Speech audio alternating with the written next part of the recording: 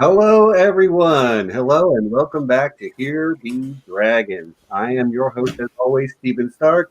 Joining me this week are my regular co-hosts, John from John Webster Film, Nessie from the Unspun Yarn, and we are very happy to be joined for the first time by a new guest, someone who is a member of our Slack group and who we talk all the time. Can't believe we haven't had you as a guest up till now, but we've got Micah from the Planetos Podcast. Say hi, Micah. Tell everybody who you are, what you do. Hey, everyone. It's me. Most of everyone in the chat probably knows me from Twitter and the Here Be Dragons. Yeah. Most of the guys know me from Twitter or the Here Be Dragons Slack. But yeah, I'm a regular Song of Ice and Fire nerd and theory on minor character guy. But I'm also a host on Planetos Podcast, and you can find us on YouTube, and Podbean, SoundCloud, all those things. Totally check us out. We have a lot of fun talking about minor houses. We had one on Valyrian Steel recently, and Small Council. It was a blast. And it's really great to be on here. Thanks for the invite, guys. Yeah, it's a genuine pleasure to have you, I assure you. He's all right. He's okay. He's okay. I'm just okay. Yeah. Okay, so today we will be discussing Dunk and Egg, the Sworn Sword. Of the three, I think this is my favorite. I can't remember the first time I read it. It's been long enough ago. But Micah, true or false, you just read this for the first time, like this morning. True. Okay. So you know what? We'll start with you, Micah. As an overall, what did you think? What's your takeaway? I loved it. I thought that this one was really great. I think I might like it more than the Hedge Knight, but I still gotta think about it. Right, because you only recently read the Hedge Knight, also, right? Mm-hmm. Yep, I read the Hedge Knight sometime last month. Okay, you got one more to go, and it's good. So I'm super stoked. Right on. So Nessie, did you reread it? Yes, of course I did. I figured.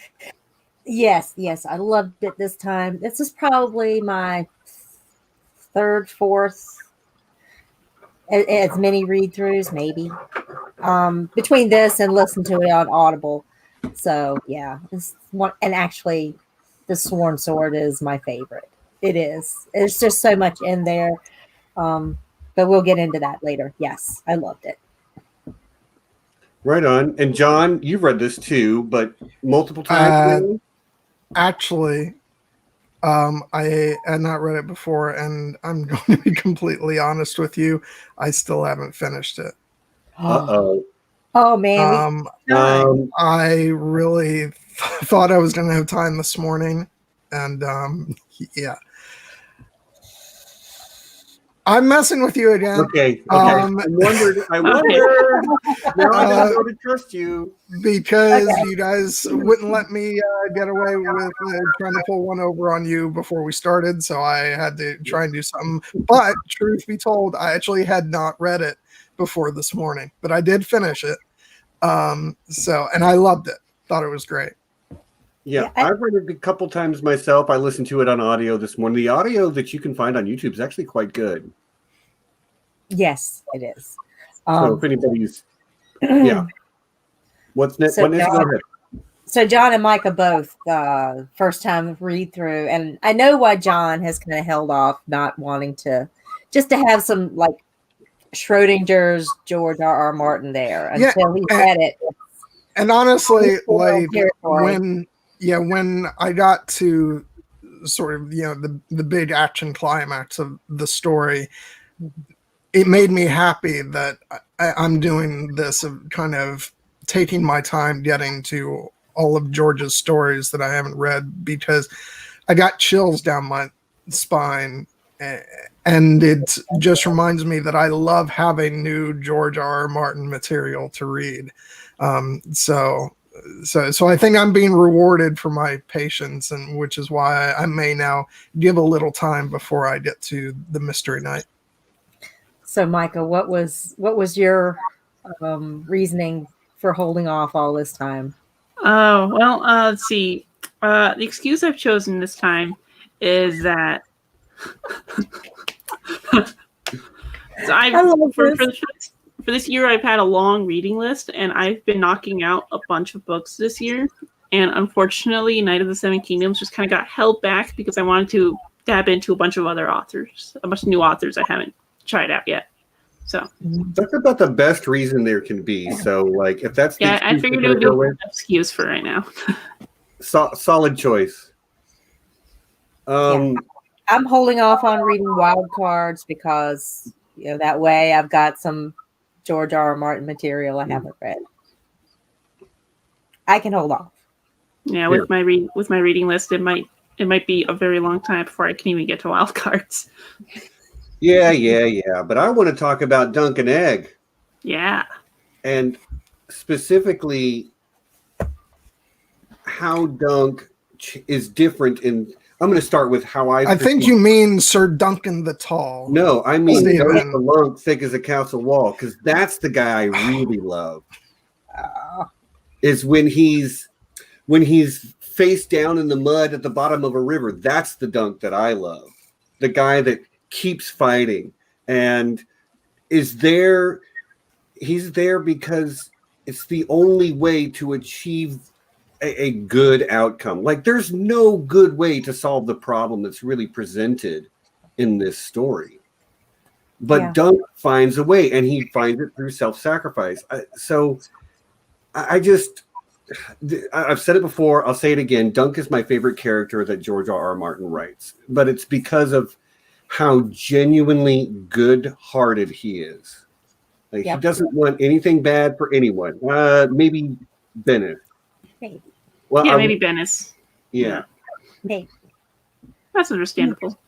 So Stephen, did you take away anything new this time on read through?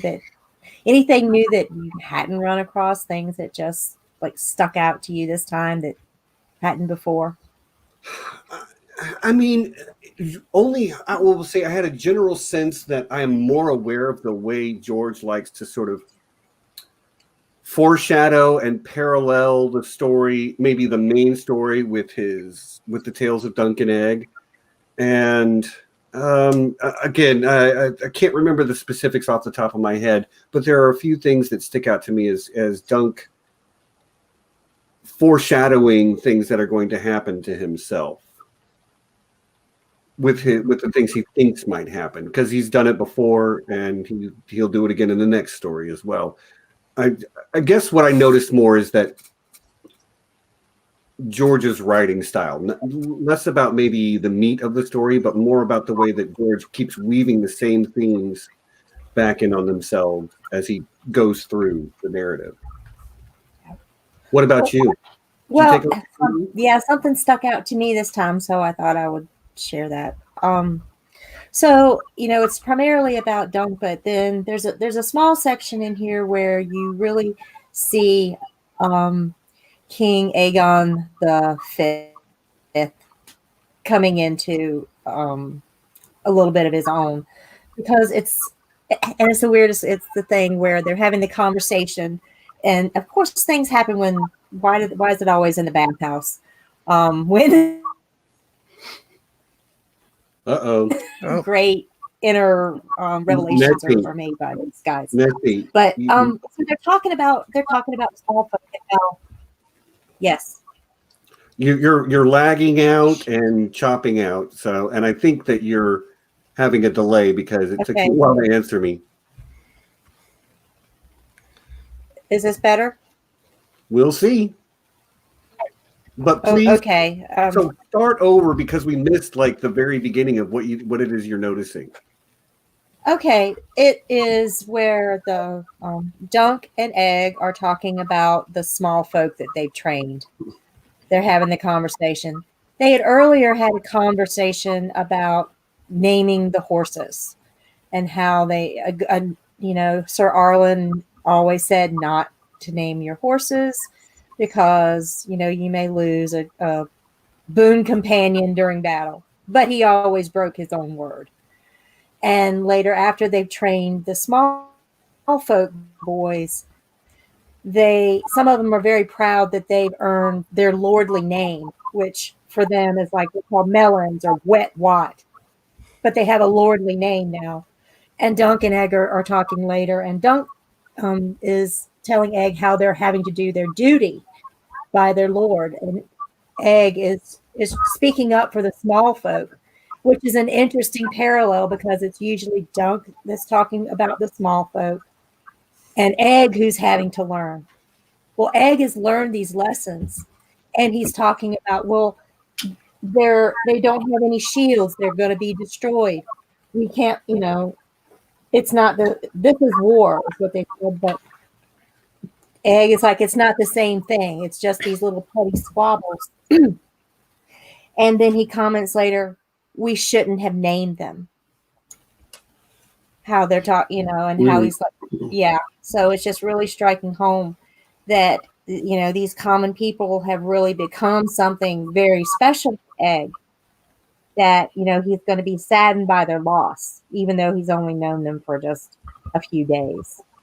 And it's so, when he talks about using his boot, which is his get out of jail free card, Dunk is like, no, this is not how we do things. This is not how the world works. You can't get out of jail free card no matter what. You have to live with the consequences of your actions. So it's like how Ned knows the men who are sitting around him and eating at his table, they're personal to him. So now these people are becoming persons to Egg. So that's going to carry over into his kingship. I just think that's just a super thing. Yeah, I guess it didn't strike me at the time, but as soon as you say it, it makes perfect sense. We know that Aegon V was basically gave a lot of rights back to the small folk that they didn't have before. And this might be the first time where we're really seeing the foundations of that. Which, is one of the reasons that I love these stories. There's a lot of layers to it. So the thing that always stands out to me the most, though, is Eustis Osgray. And I think he bears a lot of mention as we go forward as well, because he is a fascinating character to see written. He's got his pride. He's got, based on not just himself, but we were the wardens of the North Marches for 1,000 years. I mean, how many times is that in the story? About a dozen he says that. So he's got his ideal that he wants to live up to. Even at the end of the story, he's talking about it's better to die fighting against all the Weber men. But after Duncan finds out that he fought for the Black Dragon, and he approaches him, and he has that sort of like drunken explanation of why he did it. That is probably his most human moment in the story, where you see his pride, but you see not just him being proud, but him mourning for the things that he's lost. His sons, the ideal king that he wanted to be following. And that is not a character that George writes very often, and I tend to think George writes pretty well. So I appreciate that character because it's really, really beautifully done. I think, like, I have sympathy for him, even though I'm like, yeah, but you're wrong, but I still sympathize. I mean, wrong is a matter of perspective, right? I think, and so I completely understand his perspective, and I think that's what George does so well, is that he presents characters that you can see, both perspectives, and it makes it difficult for you, because as a reader you want to have sort of allegiance to one character or a set of characters, and I think it would be easy when you find out that information to say, okay, so we're getting a reversal. So So he's actually not a good guy, but when you hear it from his perspective, it makes you think twice. And because that's the entire thing that he's talking about, that it's all a matter of who really wins in the end, who's considered loyalist and who's considered the traitors. And that's a very true thing that he talks about in that moment. Like all the ifs, if one had gone the other way, then they would be the heroes of the story, you know? I don't know. There's a deeper thought I'm trying to have here, but I'm just now starting my coffee, so we'll see what happens as I work my way through it. There's, you know what? Cam makes a really great point. One man's terrorist and another man's freedom fighter, and that's a pretty distilled way of putting it. I like it. And Eustis is by that definition, he's a terrorist, so to speak. You know, he was a rebel, and he was forgiven, but you know, he's a laughing stock. Nobody takes anything about him seriously at all. Yeah, a lot of that. Yeah, and it affects his house too. I got more on House Osgray in a bit, but it goes forward to affect his house to the point where House Osgray is almost completely landless. Yes, and that last Standfast was all he has left now. But even before the war, he had come way down. His family had come way down in status. Mm-hmm. And the first wound to his pride was. Can you guys hear me? Okay now? Yeah. Yep. Okay. The first wound to his pride was when he took his son Robin, who had a very close relationship with Rohan Weber, and had been a cupbearer at Coldmoat. He went there to seek for a marriage alliance with his youngest son and Eustis's daughter, which he knew that they were kind of sweet on one another, and it would kind of be like a happy ending for his house and whatever, and it would be a good match for her because, you know, here's this young man who she's going to need to have protection, you know, and then he gets turned down. You know, I guess he wasn't a high enough match for him at the time, but then her prospects kind of slowly dwindle where, you know, that might not have been such a bad match had they taken it, but that was a blow to pride. I'll take one for the team. I'll marry Rohan Weber. Oh, well, I'm sure she would appreciate it. I am a Stark. True.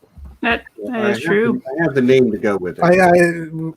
I think everyone really appreciates the sacrifice you would be making, Steve. Yeah. I mean, yes, somebody's got to do it.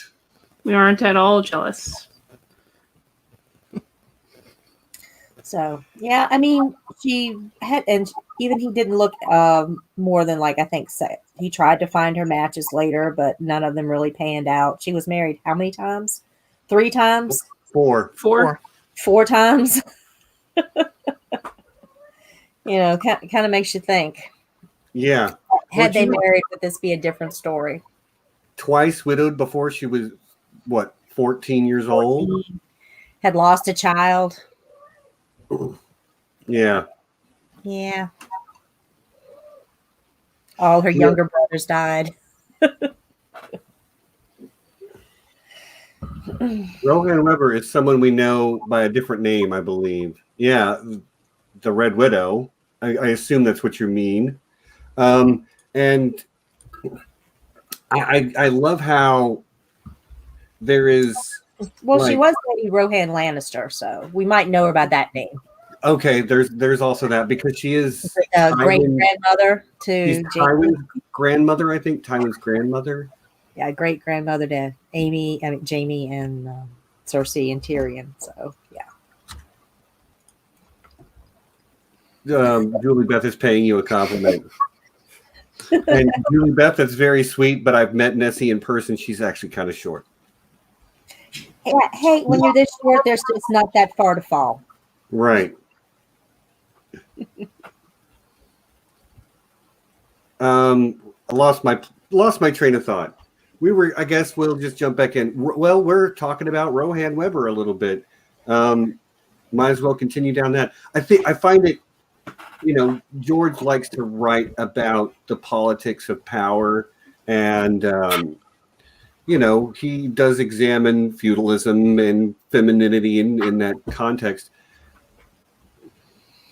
Lady Rohan has almost no choice but to be the Red Widow, whether she wants to or not. Because if she doesn't utilize that fear, somebody will force themselves on her. Right. Yeah. Probably Longinch. Probably. I mean, you've got almost like another Hornwood succession crisis there. She's the last of her line, except for this cousin, and she's desperately trying to hold on to her land. So, yeah, she's going to have to do what she has to do. And if you can't be loved, sometimes fear will do the job. Right.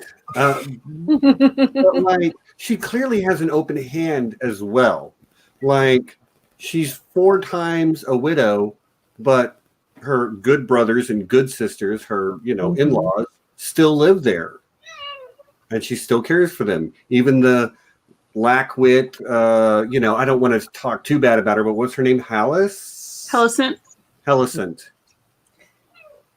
Thanks, Mike. Is that your cat, Nessie? Yes, it's the stream cat. She's desperately craving my attention.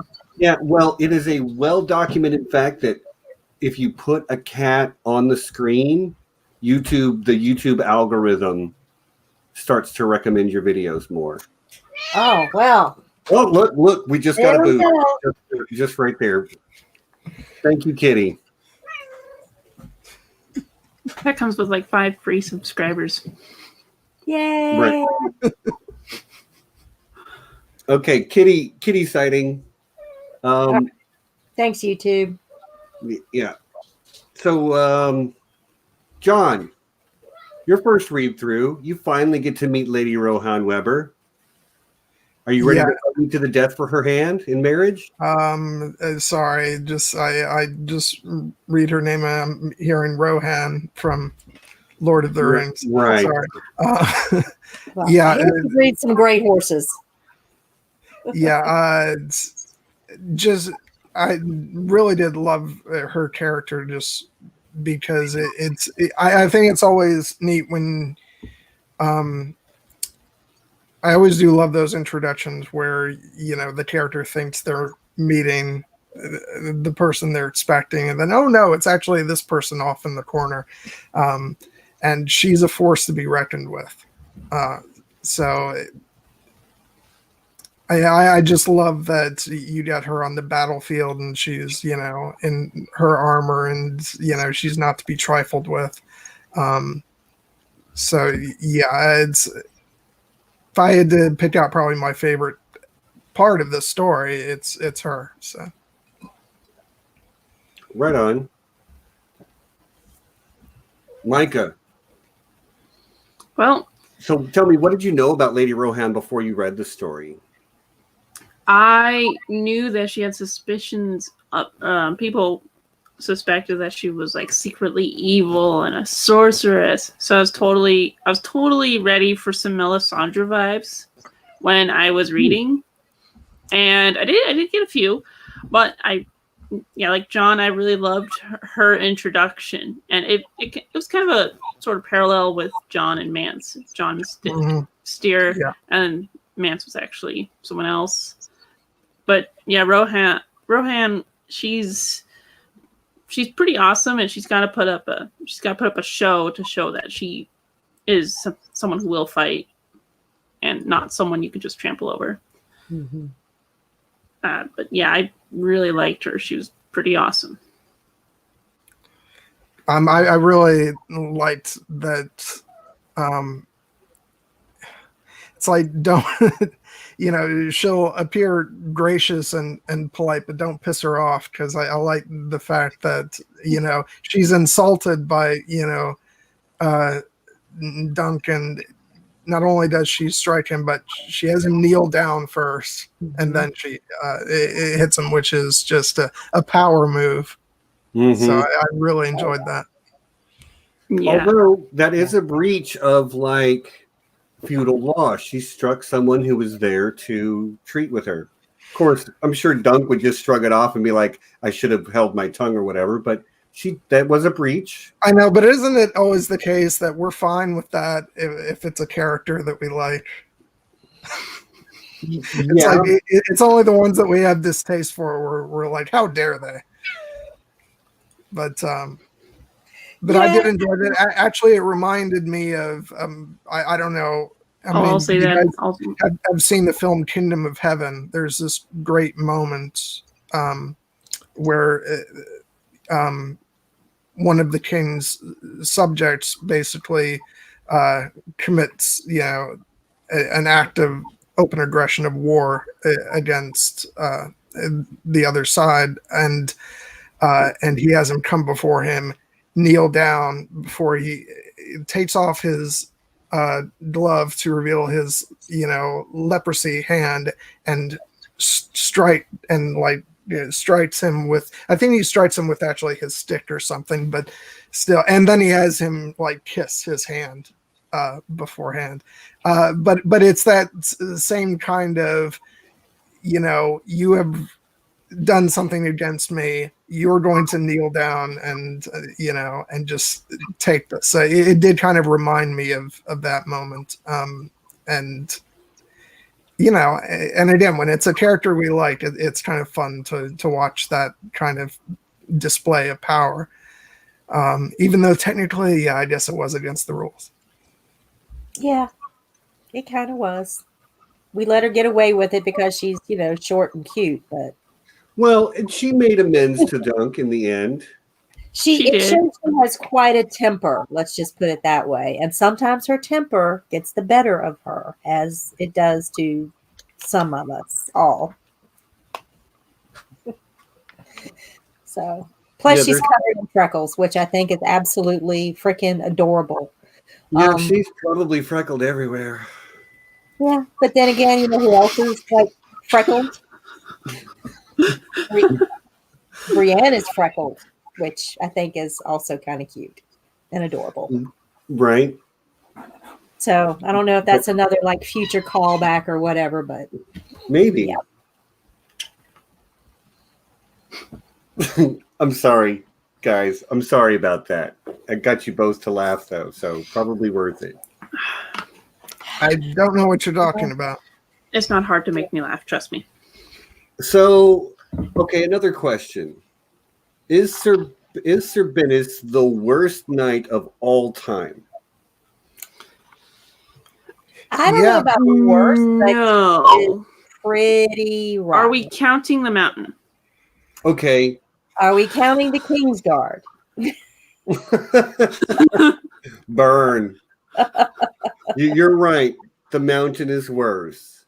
Mm-hmm. He's just like a mustache twirling, just a low life kind of guy. But so sadistic.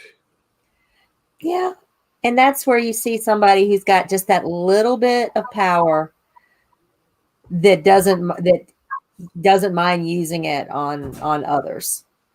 There's a difference between, say, when he pinches the soldiers or Egg, because they're smaller than he is, and Egg is like a squire to a hedge knight, so of course Bennis feels like he's above him, right. And the small folk recruits, he pinched one of them until he cries. It's like his signature move, being like this little bully schoolyard bully move.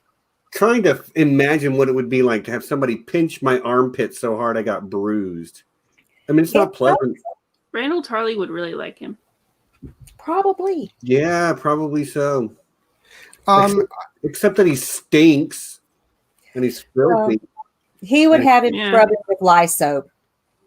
Yeah, he has sort of a bully personality, which is distasteful. But Julie Beth also brings up that he's a pragmatist, which I almost kind of started to respect a tiny bit until at the end it's revealed that he goes in and he basically loots the whole place. Then it's like, no, you're just a scumbag. Yeah, he just knows how to say things to people in the right way at the right time, so to speak. Yeah. He knows what to say to lords, and he knows what he can get away with the small folk. Exactly to the point, to the line, what he can get away with. Mm-hmm. And this whole thing is because he stepped one little toe over the line. He knew by drawing weapons on Weber small folk on Weber land was going to be a problem. He knew that was going to be a problem. Well, it's not about stepping over the line, and again, it plays into what we were just talking about, where Lady Rohan has to play hard ass. Bennis cut her man's face. On her land. She literally cannot let that slide, as she says it herself in the story, plainly in the text. She can't let that go because then she'll be seen as weak. And that is the one thing that a ruler in Westeros, doubly so for a woman who is a ruler, you can't show weakness. Yeah. Yep, that's just how it is in Westeros. You show weakness, and then you'll end up with a Varys or a Peter Baelish. Right. Someone will get you out of your lands, and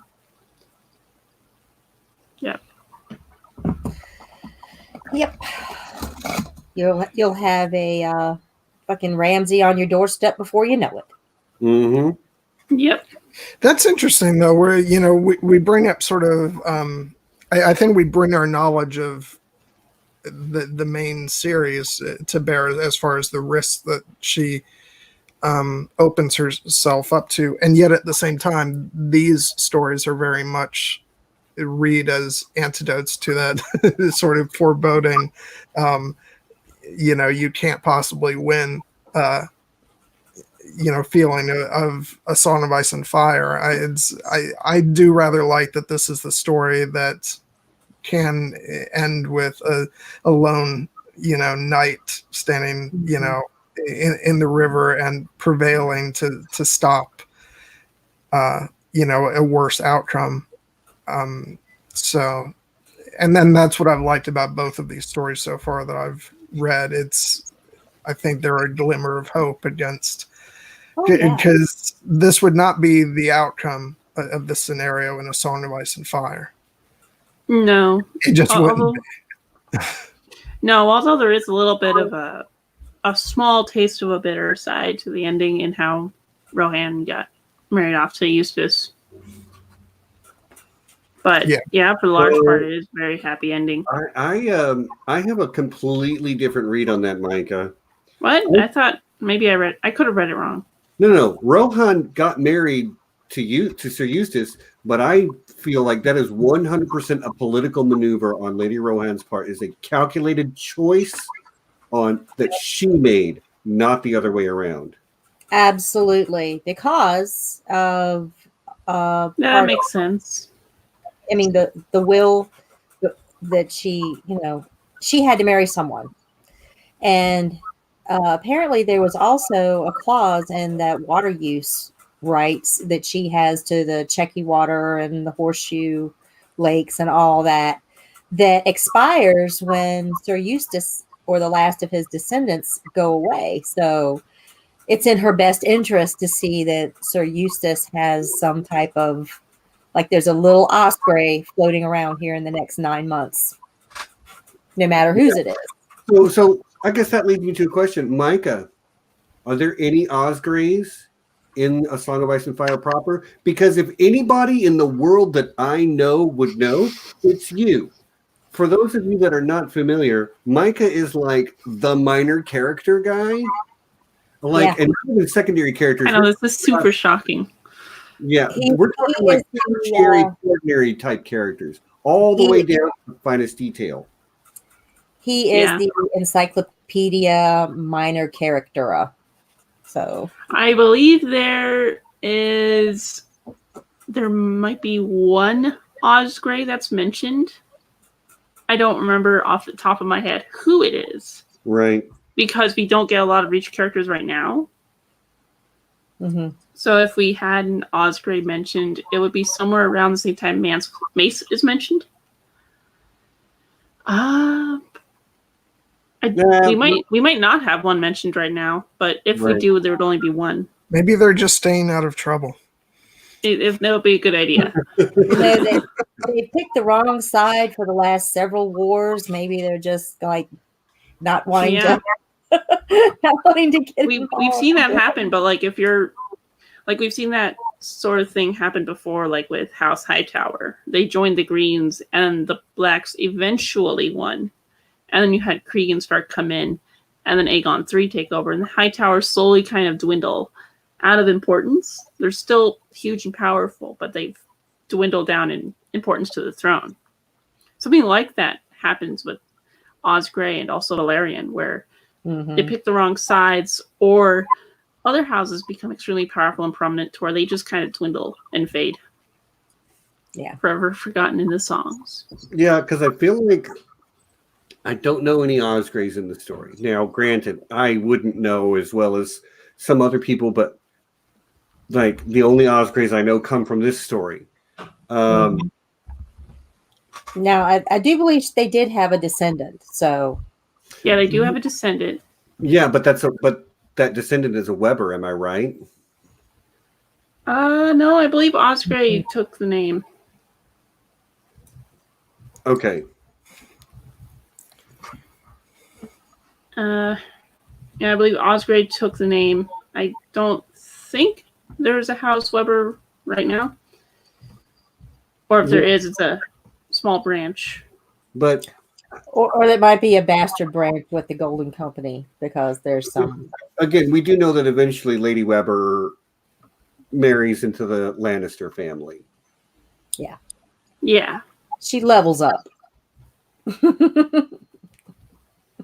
Well, and again, I just like the idea of she had to get married by the second anniversary of her father's death, or her cousin would get.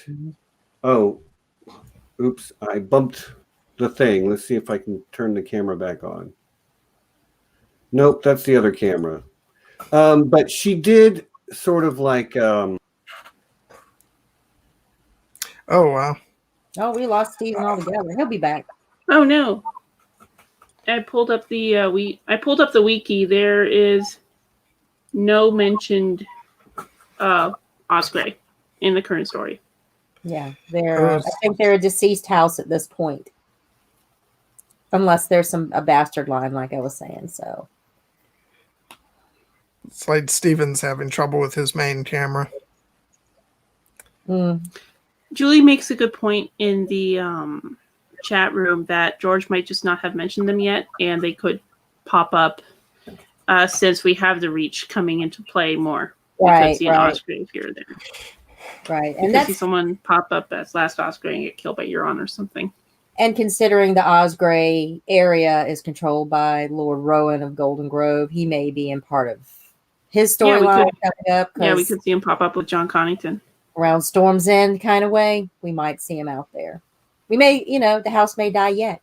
Give him time. Yeah. Give it time. Give it time. You okay, Steven? Did you miss me? Yeah. Clearly. Rohan was worried. Okay. We were saying that we might see some Osgrays coming up in the Winds of Winter if we get that one day at the Battle of Storm's End, because their houses are attached to the Rowans, though. So we could see Webers or Osgrays there. And somebody, I can't remember who it was, mentioned that maybe there were some Webers in the Golden Company. Of course, like that being anything in the Golden Company doesn't mean anything. Right.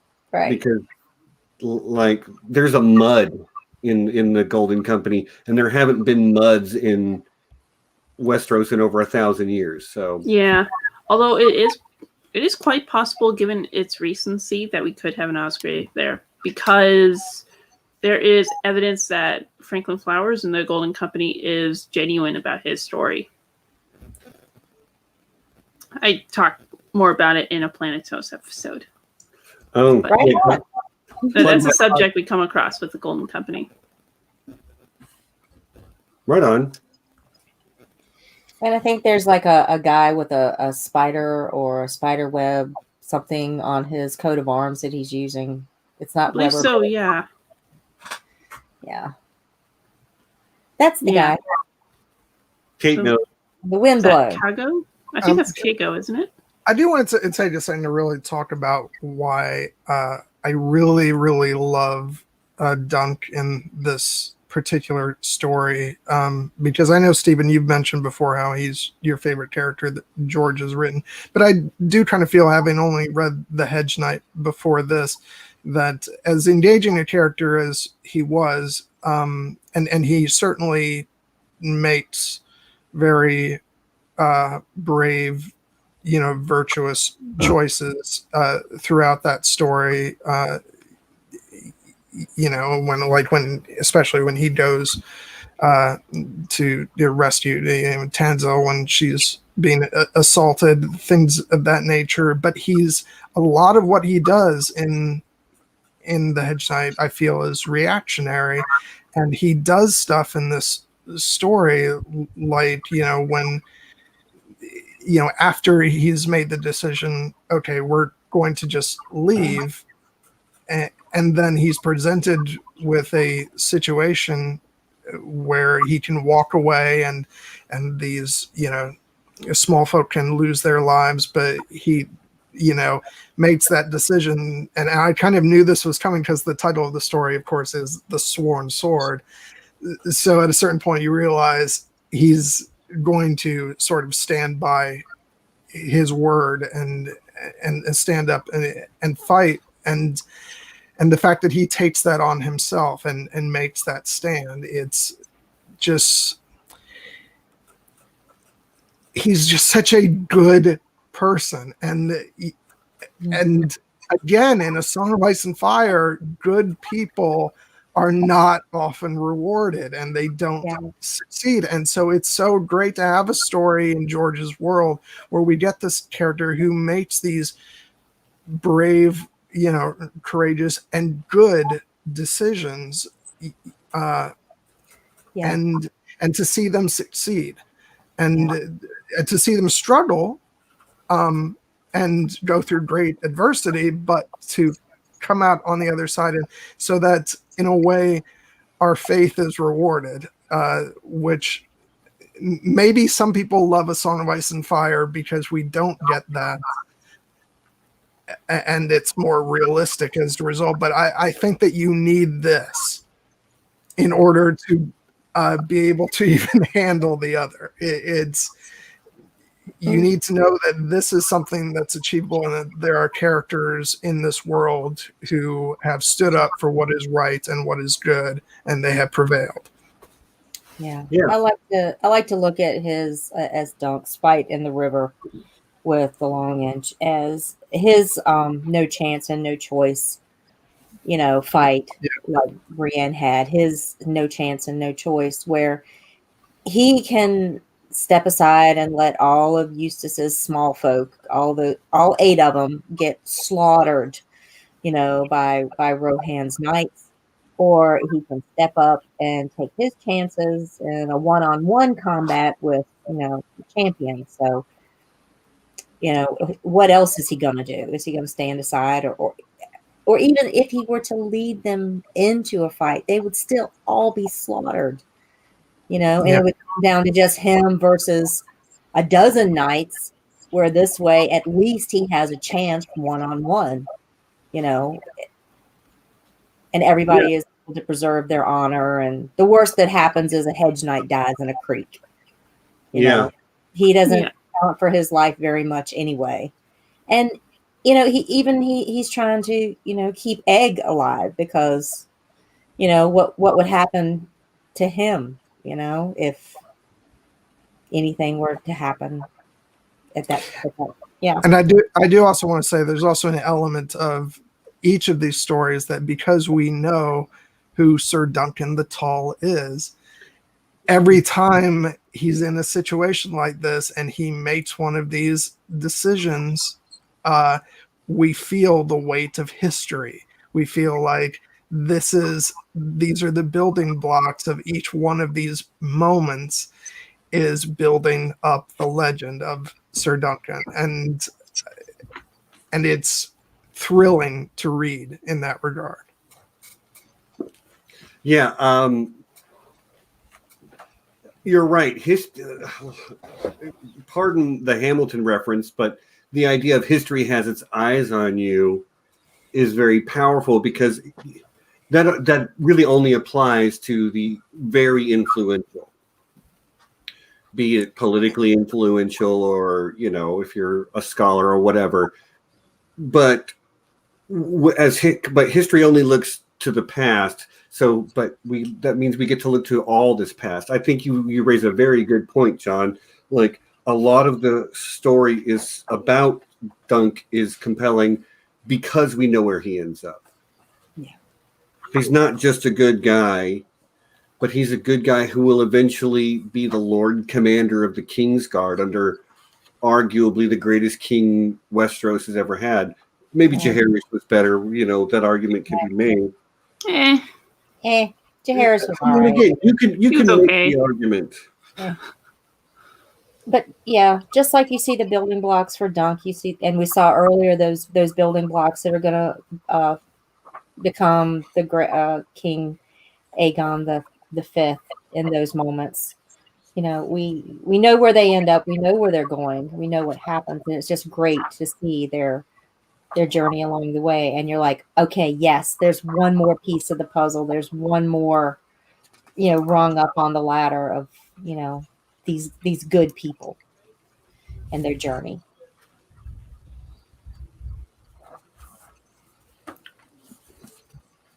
Right on. Anybody else have anything to add to that? I really don't think I have room to add anything. I think it was pretty well covered by Nessie and John and you. So, no, yeah, Duncan. Okay. Well, let me. I don't have much else to say. Pretty great. I mean, it is a great story, but Micah, you got a whole new crop of minor characters to obsess over now, don't you? I do. Yeah. So somebody asked earlier, does Micah like minor characters? I've heard that he thinks minor characters are okay. I think minor characters are just as important as main characters. That's what I think.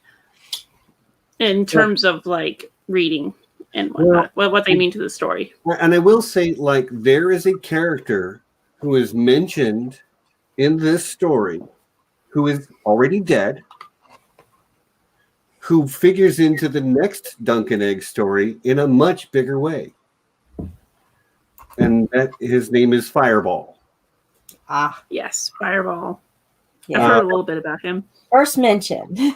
Yeah, first mention of Fireball, and just just an offhanded mention a couple of times. I'm not sure if it's twice or once. I know once. I think it was only once. When Osgray talked about the ifs, all the ifs. Yeah, all the what ifs. Yeah. If Fireball had not died on the eve of battle. Yeah. If the Wentz had remained faithful. Yeah. Yeah. If Janos had gotten those archers. Yeah. Not Janos or Bracken. But that's the first mention of Fireball. But, I don't want to spoil anything, but figures into the next story even much more. Nice. I look forward to that. So the idea that minor characters are important, I feel like it resonates. Oh, they do. Minor characters really do resonate. You hear about the Brackens and the Blackwoods, they got a nice Civil War brewing. Woohoo! Yes. I gotta love those Blackwood Bracken Civil Wars, which may play a hand into a future Dunk and Egg that I've mentioned on my Yeah, you have mentioned that. Yeah. I'm excited to get to that. Maybe. Got to get there. Got to get there. Yeah. Penny Tree. What do you guys think? I think I agree with Maud Mary. Yeah. I think I would rather have like the entire Dunk and Egg saga. Yeah, probably. I mean, It's 10, 10 is an ambitious number. For me, I'd get to like see all those other smaller Westeros houses that we just can't see in the main storyline, and we would, more minor characters and stuff, and we don't have to watch all of our favorites from the main storyline get murdered by the others. So there's that too. But I have a lot of. I'm sorry. Go ahead. I said I'm sure George was only planning for 7 Dunk and Egg stories, but I'd take 10. Yes, but as we all know, we'll end up with George 40 plans and what ends up being are two separate things. He'll end up visiting every single place on Westeros. Well, but I will say, I have to wonder if George would have if he might not have an easier time getting out Dunk and Egg stories than continuing to write a Song of Ice and Fire, because it does seem like he can write the hell out of other material. Fire and Blood is kind of evidence of that, and that factors into kind of me sort of being interested in getting a whole slew of Dunk and Egg stories versus Song of Ice and Fire, because if we're looking at waiting another 10 years at least for that, George is really good. He's really good at writing short stories. Yeah, beginning, middle, and end in less than 100 pages. So that would be he could probably run through that fairly easily, because he knows where the story is going. He has a beginning, a middle, and an end for it. We already know what the ending is going to be. It's pretty explosive, probably. Yeah. I heard it's lit, but we already know where it ends. George knows where it ends. He's hinted at where it ends in the World of Ice and Fire. So I'm not George. I'm not going to speak for him, but I think I would much rather have a complete Dunk and Egg rather than wins. Would have died, but for the valor of the Lord Command. Yeah. Anyway, there's a couple of dream sequences in this story. Yeah. Those were interesting. Weird, interesting, and like this is where one of my favorite theories about Summerhall comes in. That there's this idea that maybe they used wildfire to try to hatch the dragon eggs. Well, not even a theory. That's pretty well accepted at this point. But we see through Tyrion's chapters, we see into the Pyromancer's Guild, where they have these chambers where they handle wildfire, and there's a sand trap above it. That's entirely possible that they had a similar setup at Summerhall, and Dunk's dream where the sand is coming in and he can't stop it and it's burying him an egg alive could be one of those foreshadowing type of dreams, because in literature nobody ever has a dream that's not mystical and prophetic. This is true. It's interesting that most of the characters that are in or that are Dunk's trying to bury in that sand pit dream, are people or characters that he feels guilty about. He feels in some way responsible for their deaths, or that he is somehow he feels a lot of guilt about that. There's Baylor Breakspear, and even his son. What's his son? Starts with a V. Anyway, his eldest son is there. Baylor's eldest son. Oh, Valar. Yeah. Valar. Yeah, he's Valar. He's there. And then Chestnut, he feels guilt. He took this old horse out in the desert and it died, and he had to bury it, especially since he named it. But he never buried it in real life. He didn't bury it. So he feels guilty for not burying the horse. So it's just this dream of guilt that he has. So another element of, so could he have like some guilt? Him being such a good person, good character, that his dreams are of guilt over things that were really beyond his control. So is this future guilt that Dunk is bringing on himself and experiencing now? Like, that whatever happens at Summerhall, is he going to feel he's partially responsible for, what happens there, the deaths, the fire, the wildfire? Most likely. He's not going to feel that. He's not going to feel guilty for long. Well, yeah, he'll have like 2 minutes, and then.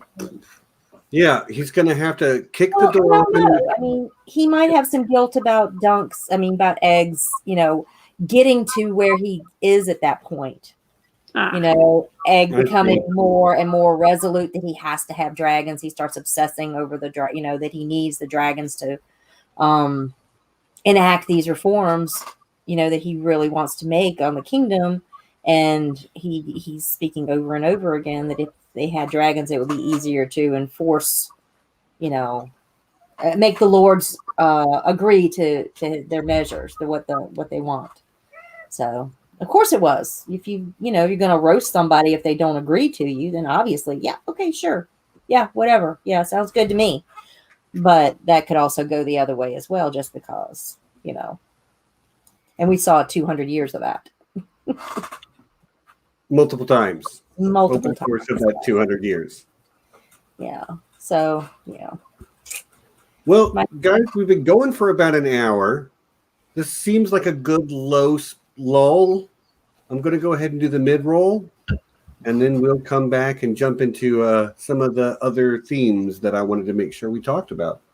So, to everyone that's here right now, thanks for joining us. This is the part of the stream where I finally remember to say, will you please please subscribe. We do nerdy conversations every week. It's usually not Westeros, but it is this week. And, last week what did we do last week, John? We did a retro review of Ghost in the Shell, which was a blast. And next week, we're going to have Nessie's got to work because she's she's a nurse. It's the thing. So and John, I guess you're not going to be there either. It's me and 3 other guests for our Lord of the Rings Dungeons and Dragons crossover stream. What did you? John, okay. Hey, you can. I mean, it's not like I'm ever excluding you. It's a D&D thing, Yeah, I mean, I won't have anything to contribute there. So but we do the Lord of the Rings stuff. We'll talk. But anyway, we will be having Pat Sponogle join us next week. He's a great guy. I've done an I Know That Nerd on him where I interviewed him. He's a good dude. We will be having Dan Bone from Voice of Geekdom, who is also a Lord of the Rings YouTuber. And then also Jean St. Baptiste. This was his idea. He brought it to me originally. Talk about D&D and Lord of the Rings, like examine each through the lens of the other. It ought to be a really good time. And John, if you want to be there, I mean, by all means, buddy, please do.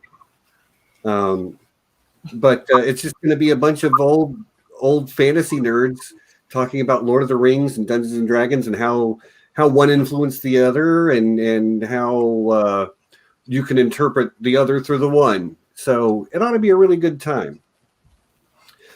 John, what do you got coming up? What's shaking over there at John Webster Film?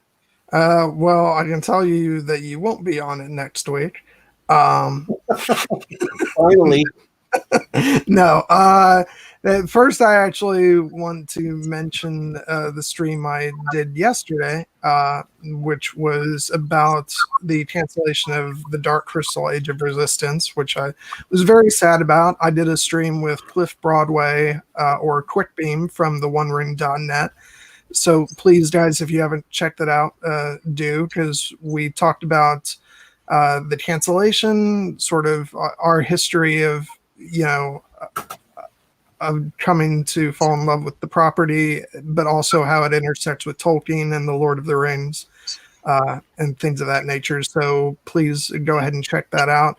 Next week, I will be doing that's going to be on Saturday at 7 p.m. Eastern. I'll be doing a panel stream with Kelly, Jaded Redhead, Lauren, Shakes of Thrones, and my good friend Laura P. about the film Master and Commander, The Far Side of the World, which we all love that movie dearly. And I couldn't be more thrilled that I get to have a large panel discussion about that film, because if there's one film that I would not have been upset about winning Best Picture over Lord of the Rings in 2003, that's it. So that says a lot. Definitely come tune in for that. We're going to have a blast. Yeah, I'm noticing something. I managed to get a bunch of old fart guys to come to my stream. John happened to get a bunch of beautiful young women to come to his stream. I need to rethink my entire approach. Potato. I mean, yeah, I prefer potato. Thank you very much. I don't have any trouble getting smart, beautiful, talented young ladies on my channel. Stephen Shakes would probably say that there is a method to my madness. Yes. There's a madness to your method. Yeah. Nessie, what do you got coming up? I'm going to be doing some content on Arthurian legend and Celtic mythology. So we're going to be diving into that. Nice. Is that scheduled yet, or is that just TBD? Not scheduled. It's just me right now. So I'm doing all my mega research on everything. Coming hashtag soon. Yes. Aw. Thanks, Kelly. And Micah, what are you guys doing over there at Planetos Podcast? What's coming up soon for you guys? Well, we got another 3 minor characters walk to a bar in the works, similar to our previous one where we each picked a minor character and then who doesn't normally have a lot to say on them, and we'll just discuss them and their future and wins. We got another one of those in the works. We have plans for another one on a couple other specific minor characters who may have some interesting involvement in wins, but both of those are undecided right now. But yeah, right on. But so I look forward to that when it comes out. Is there anything else anybody needs to make sure they talk about? Anything else you want to make sure we say before I shout out the patrons? No? Okay. Well, no. Oh, Micah, if you've got something, by all means, go ahead. Oh, I was just saying, no, not really. OTDA, you are reminding me that I did not put the links for Planetos Podcast in the description. I'm going to grab those links. Thank you, Amy. I'm going to grab, well, she's got it. There you go. Amy, you're the best. And also, Stephen, it seems that you have put in a new link from my channel, but it's not correct, because all it is youtube.com/channel. Well, I'm pretty bad at this in general. So, like, if I was not occasionally crap, you guys would think it was an imposter. So I do want to say that Patrick Daugherty, that episode will most definitely come up behind the next 2 somewhere. We don't plan super far ahead, but that one is in our sights. Cool. Well, then I guess it's time for the Patreon shout-outs. Many thanks to all of our patrons, but most especially our High Council, Lord John Bronsteen the Wise, Sir Maura Lee of Starfall, and Sixto Sounds, a.k.a. JP the Axe Grinder. And also to our lords and ladies, Lady Leaf Underhill, and ridiculous Ed Tollett, #1 patron in the land. Thank you all. We love you so much. And links to all of that stuff is down in the description, except for the Planetos Podcast stuff, which I will put there very, very soon. Maybe right after the stream is over, I'll get those links put in. I'm sorry. Like I said, I'm occasionally crap at this. And last but not least, we are still running a competition. There have been people who have told me they want to enter, but have not finished their entries yet. You can win something for free, and it's really super easy to do. We're going to play this 3-minute video real quick, and thank God it's the last week I have to watch this cringe. But it's the last time you guys get to watch this cringe. So here it is. This is everything you need to know to enter the giveaway, and it's some good stuff too. And then we'll talk some more about Dunk and Egg. Hello, everyone, and welcome back to Here Be Dragons. We've got a great surprise for you today. You have a chance to win this, a bottle of Here Be Dragons Blood wine. This wine was handcrafted by Nessie and her husband and is apparently 27% alcohol by volume. But there is no orange juice included. That's just for me. You guys know that. Come on. One lucky person will win the wine and the dragon bottle stopper with it. Unfortunately, this contest is only open to residents of the United States for legal and sundry reasons. Yeah, but fear not. We'll be having a contest for our international viewers very soon. Now, the process to enter is fairly simple. Simply make an original piece of art in whatever medium you prefer.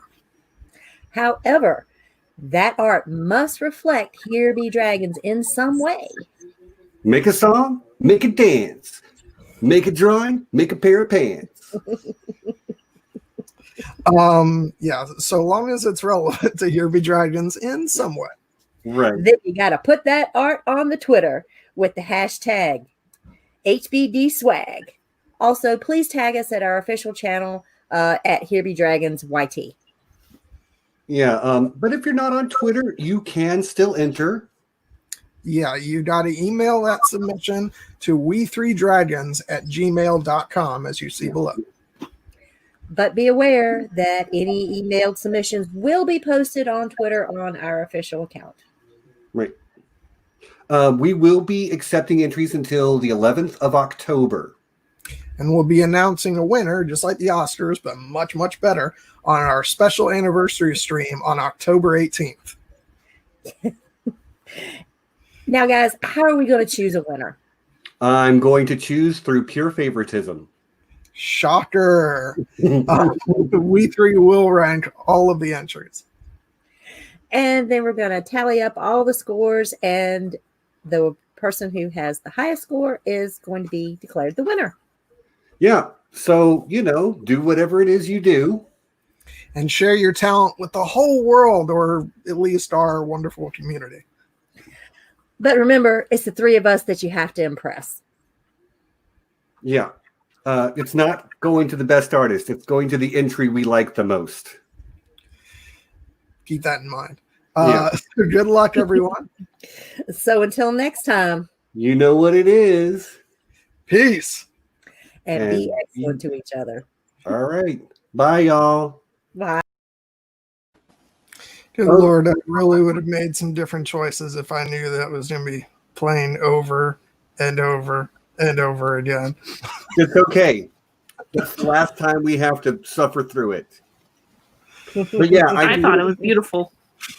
But that being said, guys, we are taking entries for that bottle of wine all the way up to the 11th. So by the next time we stream, it'll be too late.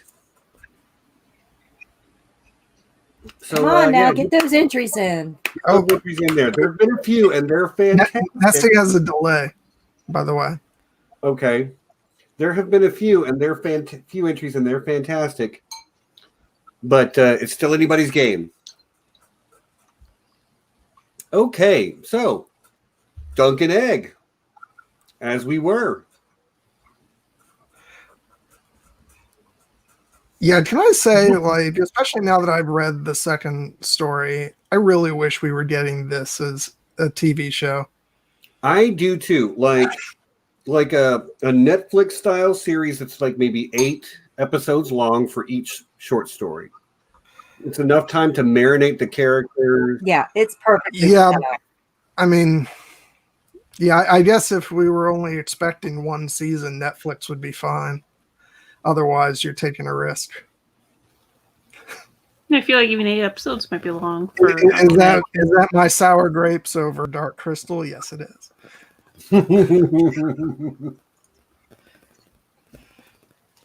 My camera.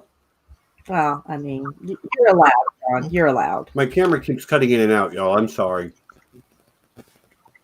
I think it's my connection for my USB. Yeah, because I can hear some kind of scratchy sound with the audio. It's very low. So I wonder if there's a connection issue. Could be. I hope it's not too bad. Am I sounding scratchy to anybody else? No, it's not like your voice isn't coming out scratchy. It's just like a slight static that I could hear very low. So I thought that maybe there is a connection issue, but you're mostly fine. Okay. Yeah, Amy, like, I'm not going to veer over into a whole different topic, but yeah, I'm still like both. I appreciate Netflix because they really do, take a lot of incredible stuff on, but they're not the best at deciding what determines if they keep that special something running or not. Which is why I think we all have our fingers crossed for Umbrella Academy, which has still not received an official renewal for season 3. I think it'll happen. Yes, well, I thought a lot of stuff and it didn't. So fingers crossed, because that's a great show too. And I think all of us want to be doing coverage of a third season. Yeah, but let's talk about Dunk and Egg. Let's do that. Especially since I haven't seen Umbrella Academy yet. I am sorry, everyone. You'll get to it. It's good. Yeah, eventually. So, John, you touched on something. Dunk is not the same Dunk we left. He's not the same Dunk we left at the end of the Hedge Knight. The Hedge Knight. I mean, he's a little bit older, but Dunk has grown up a little bit. As you say, he was very reactionary. Yeah. And in this one, he's making a lot of decisions, and he's making specific choices about what he thinks is right, and he is doing them, and like down to like cutting his own face, running off the small folk that were meant to defend Sir Osgray, Sir Eustis. That is not something Dunk would have done in the first story. He'd have been too scared to speak out of turn, I think. He does a lot of stuff that he would have been too scared to do. Mm-hmm. Yeah, I know. Yeah. Well, I mean, he's got a little bit more seasoning on him now. It's been a year and a half, but at that time, he's taken service with, I think, Lady Vaith. Yeah, I was just going to say he's got a lot more experience treating with other lords. If him and Head Knight had to treat with Weber, he probably wouldn't have done it as well with Weber, or as well. but he's got some practice. He's got some practice treating with highborn ladies, and then of course he took service, I think, on the ship to Old Town. So he's seen Old Town. It's not like he's never been anywhere before. So he's been to the Citadel. He's talked with Maester Aemon. So he's getting a little more seasoning on him. He's seen a little bit of the world on his own 2 feet. Yep. But there's something to be said about the fact that, Egg brings up, we could use my boot many times.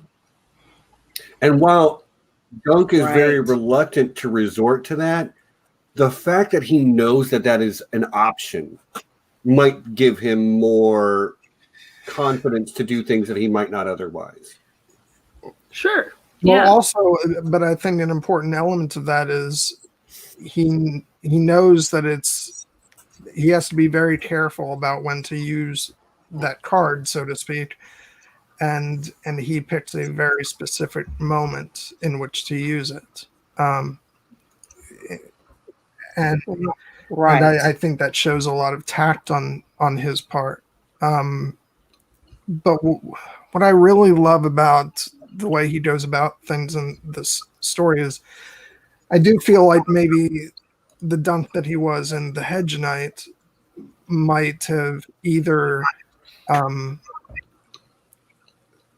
he might have chosen an easier path for himself, whether that's, and I don't mean easier in terms of like avoiding danger, but easier in terms of taking responsibility on him, maybe not taking on as much responsibility himself. He could have made the choice to stick with with Sir Eustis because he had pledged to do so, and just done it from that perspective. He could have gone over to serve Lady Roanne because he'd been swayed that was the right thing to do, or he could have left, avoiding the situation altogether. Instead, he chooses a very difficult path, which is trying to do something that will result in the best outcome for all concerned. Everyone. And I don't know if that's a move or decision that the Dunk of the Hedge Knight would have been capable of making. So I think it does show a lot of growth. Yeah, I don't think he would have had the courage. Yeah. Yeah. And two, it's a very tricky political situation that he has to navigate. The Dunk from the Hedge Knight wouldn't have been that politically savvy to even know how to untangle the web, difficulties between two lords. Yeah, untangle the web. Good one, Micah. But yeah, they untangle that entire sticky wicket political situation there. Yeah, definitely. The whole situation with Arion Bright Flame in the Hedge Knight really taught him a lot about how noble lords view their own privilege and abuse it, and that stuck with him, and probably does for his whole life, but especially after Sworn Sword, since he couldn't find Tansel. Or I'm pretty sure that's what it implies. Right. Well, he talks about that right in the beginning of the story when they come across the two men that are in the crow's cage. And of course, Egg still has a boyish sense of right and wrong that, well, they must have been horrible. They must have been murderers or bandits or thieves or whatever. And Dunk's thinking in his mind, mayhaps. But also he says, well, there's lords and then there's lords. So it could have been for such a minor offense as stealing bread to, feed their families, and they end up in a crow cage. So not to take this type of thing on face value, because you don't know the lord that you're treating with. You never know if you're dealing with a Massive Rowan or a Randall Tarley. They could be two sides of a coin. and they're all very greedy of their And rights their pride. Especially the and pride. their pride. Yeah. Yeah. Yep. Because that's about all Sir Eustis has left. So he's got, because House Osgray used to be something huge. Yeah. I put in my notes that they could have been like extremely powerful back in that time with Sir Wilbert, who fought the 8,000th Lancel Lannister to save the Reach from being taken by the West.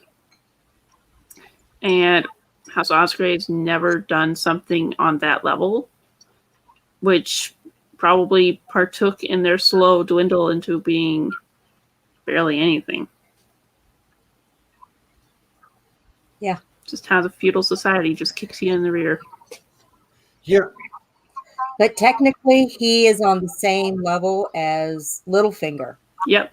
Littlefinger has sheep shit castle on the littlest finger, and it's barely more than a watchtower, which is basically what Sir Eustis has. Yeah. It's all who you know and what you make of it. Yep. That's Littlefinger bartered and battled and schemed and connived his way into the highest halls of power, and Sir Eustis just picked the wrong side continuously. Well, it sounds like the Osgrays chose the wrong side a few times before there was ever a Sir Eustis, too. Yeah. Well, they lost Cold Moat to Maegor the Cruel.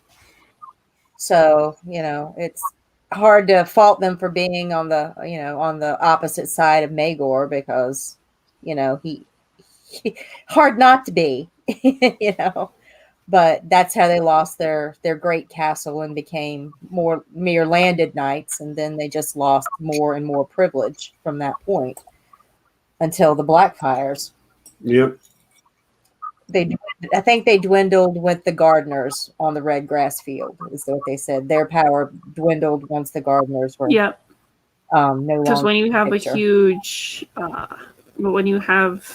huge power dynamic change like that, the larger houses bring down the smaller houses that were immediately aligned with them. That's why you had the gardeners drag down the Osgrays with them, essentially, and other houses in the Reach too. Yeah. Yep. Yeah. Good analysis, guys. Mike, I'm really glad we had you. I'm really glad to be here. I had this Sworn Sword got me a lot to talk about. Yeah, it's good stuff. There's at least two other things I want to make sure that I dive a little bit deeper on. So I'm going to take this chance to talk about Dunk finding the solution to the Serbennis problem.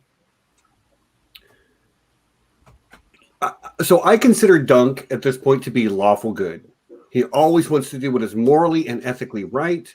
He stands by his beliefs. He takes them very seriously, all the way down to the fact that, well, I slept beneath your roof and ate some eggs this morning, so I owe it to you to ride out to my death. But he's willing to tell a lie in the moment because he knows it will lead to an outcome that is best for everyone, which is what he's trying to find. So they're in the, I love the sort of idea of the cinematic shot of Rohan and Dunk in the middle of the stream, and he draws his dagger, and she has that moment of like, oh God, what's he about to do? Which is why I'm telling you, I am not gonna. I won't stop talking about it until this is a mini series one day, because this story, especially that main set piece, is made to be visualized on a television. Extra camera work with that fight with Lucas Cod. Yeah. But the fact that he, in the moment, it will look at Lady Rohan, tell her a lie that they both know is a lie in the moment, but it's good enough, and then cuts his own face. And like, that's Bennis. We have all agreed that guy is, he's not worth any of this. Eustis should have just turned him over. It's that pride that's getting pricked, which keeps that from happening. But the fact that Dunk is able not only to think of that solution, but to just be like, I'm just going to cut my face open because, that's what I'm going to do in order to save Osgray and Bennis and all those small folk.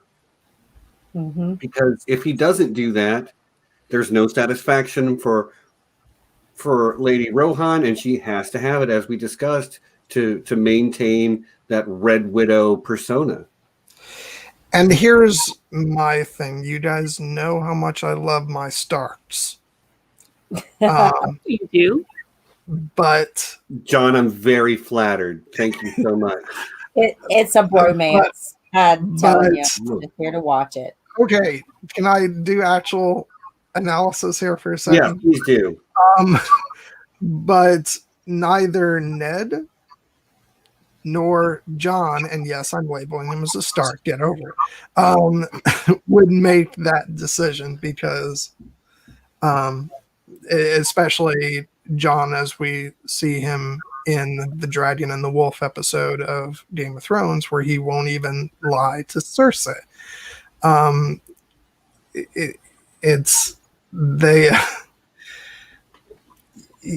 lie is never an acceptable route because it's dishonest, and Dunk in this moment chooses he chooses a lie for the greater good, and I think it's the right decision.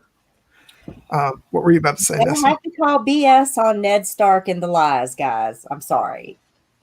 Well, Ned Stark told the biggest whopper of his entire life and lived with it for the greater good. So I was going to say it's a very Ned Stark thing to do. And like he tells Arya, there's even honor in the lie. A lie can be honorable. So I'm going to go. Okay. I'll give you that, but I definitely don't think John would have done it. Oh, I'll give you that. Yeah. But it is a very Ned thing to do. Yeah, I agree. I don't know. I think Ned fluctuates. I think it depends. I think Ned will lie in order to preserve the facade of his house's honor.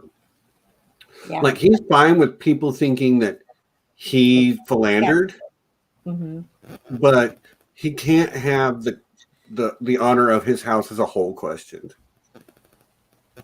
That's where he starts to have a lot of trouble. Right. Personal honor is one thing, and he's willing to sacrifice personal honor, just like, Dunk was. He would cut his face. Fine, it's a face. Right. Yeah. But especially to save the lives of children. Yeah, I was going to say with the Cersei thing, Ned wanted to save the children, which is his big thing. Yeah. And that's what Dunk's trying to do too. He's trying to save those kids at the village and the small folk, and even Egg, who's still a boy. Right. Yep. Because remember, after he tells Rohan about the boot, she's like, well, I might have to quiet him up. What his father doesn't know. Who's to say what happened to a young boy and a hedge knight on the road? Yeah, I like that. I mean, it's distasteful, but again, she has to be the Red Widow. She has to be. It's a threat. It's a valid threat. She can't let go of it, even especially since Lucas is right there. Yeah, Lucas is right there. He is that one who would take advantage immediately. Mm-hmm. Yeah. Let's just say that. Lucas is I would say he's probably almost as bad as Bennis. Now, does she press forward with the notion of doing a trial by combat precisely because she knows he's going to be the one to fight, and this is her calculating way of getting rid of him? Absolutely. Absolutely. Oh, yes. We wanted him out, and so did we. Yeah. This is the best chance that she's got to get rid of him. Yeah, You know, there's nobody who's come along. You know, nobody's come along the way that could, you know, stand up to him, or as you know, Dunk is 7 feet tall. You know, he looks like he could take him in a fight. Yeah, it's pretty interesting. We still get an Inchfield in the main storyline. We get a mention. Mm-hmm. They're still around. Yeah. Darn. Actually, Inchfield is actually one of the guys in the Bitterbridge melee when Brienne shows up. So there's another small parallel between Brienne and Dunk. Brienne takes out an Inchfield there. Nice. Yes. Are there parallels between Brienne and Dunk? There's one or two, but they don't really have that much in common. I hear they have pretty eyes, both of them. They do. They're both kind of tall. A little bit. You guys can go on down the whole Brienne Dunk rabbit hole some other time, but it's definitely there. And if you're interested in that, might I recommend Joe Magician and or Crowfoot's daughter over at the Disputed Lands. Both have done some looking at that and House Strong and how Dunk relates to that. I mean, we literally get a House Strong shout out in this story. Maybe you missed it, but Lady Rohan asks, "Are you as strong as you appear?" And Dunk's response is, "How strong do I appear?" Okay, it's how strong do I appear, but still. Yeah. It's the dead giveaway. George loves doing his little puns and stuff. That's how we know that Dunk is a bastard of House Strong. Don't believe me? Go ask Joe Magician. He'll explain it all in detail. Yeah. Or Amanda. She's got a lot of patience. Or Amanda. Okay, so what else could there be to talk about? Anybody in the chat, if there is something from this story that we haven't covered yet, please bring it up. Well, I like that George is using the Dunk and Egg novels to backfill all of the information that we get on the Blackfire rebellions and what happened. You know, this is our first exposition that we get of the Red Grass Field. And Bloodraven.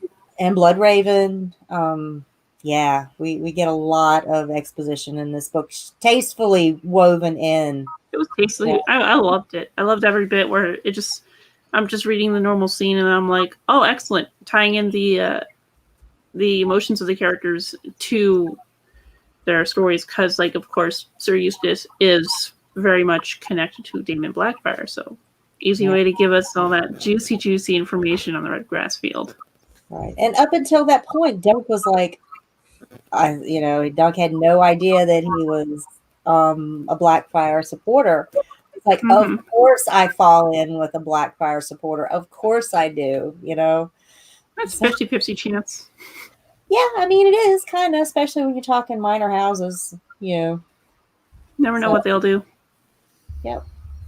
That's what makes them special. But I like that he wove in part of, that starts weaving in the Blackfire plot there. I liked in the Hedge Knight where we get our first look there at the Mummer's Dragon. That's the first time that the Mummer's Dragon is ever mentioned in the series. Manzel's got the little puppet on the strings. Yeah. Puppetry. And that's coming out. Oh my God. Somebody said this just a moment ago about, John, you should combine your love of the Dark Crystal with your love of Dunk and Egg, and we can get the rights and we can make a Dunk and Egg puppetry. A Muppet version of Dunk and Egg. And we would Muppet version. Tansel Too Tall being a puppet doing puppets, just like they did. That would be amazing. I would love that. Like, all right. We need to take it to the Jim Henson Company because they're going to be, maybe they're looking for something new to do since Dark Crystal has been canceled. Yeah, I can't remember who said that. Oh, it was Potter. Okay, there it is. Yep. But then we would have puppets making puppets.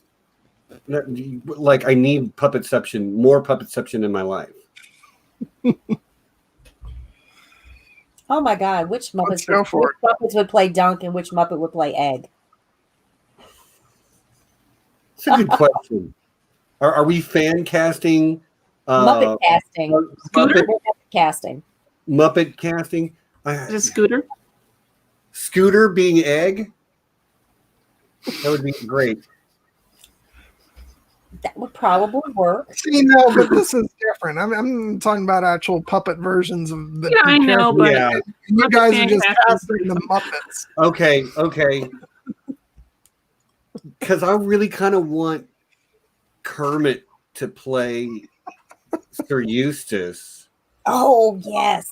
Oh, Mm. Which, and Well, Michael, okay. was it you that mentioned in the Slack that you imagine that Eustis is Eustis from Narnia, but instead he grew up in yes, I did Salt mention Lake that. Fire instead of Narnia, and yeah, now I can't get that out of my head. Yeah, that is something I mentioned. I was just like, what if Eustis somehow wound up in Song of Ice and Fire instead of Narnia and grew up there? He Went to could. the wrong door. Oops. Well, Oops, wrong door. Amy's got an interesting question.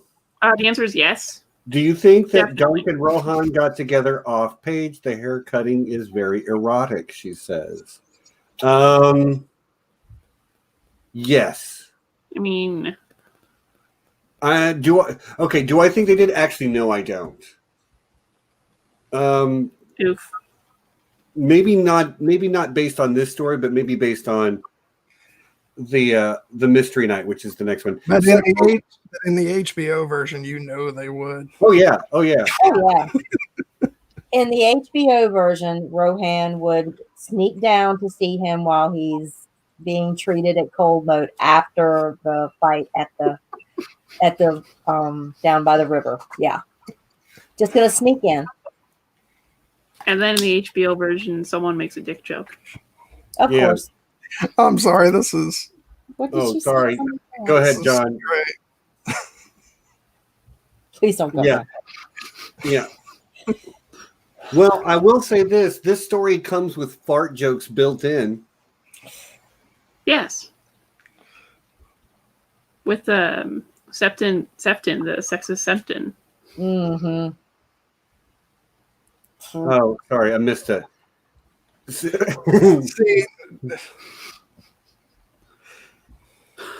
oh, Patter. Yeah, we've gone off the rails a little bit.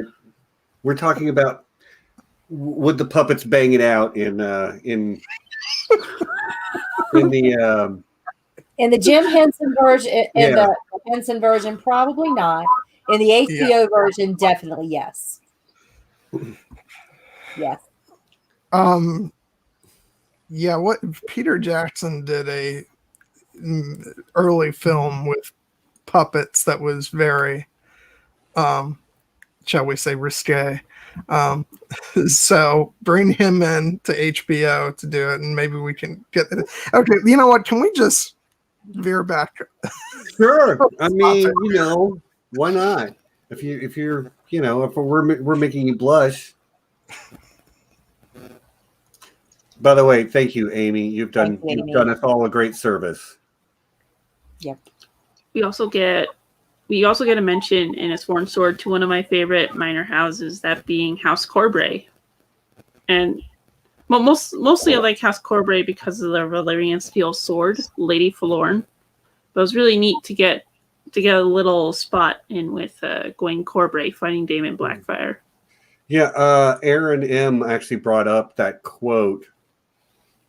It is said that whenever Blackfire and Lady Forlorn clashed, you could hear the sound for a league around. It was half a song and half a scream, they say. Apparently, that is Aaron's favorite quote from this story. It's a good one. It is a good one. That's a really good quote. It resonates well because Lady Forlorn, the description for Forlorn means hopeless or unsuccessful. which just speaks to both Corbray and Daemon. They're just sad. It is. It is really sad. Yeah, I will say, like, that is one of my favorite sword names I've ever heard. Lady Forlorn. So good.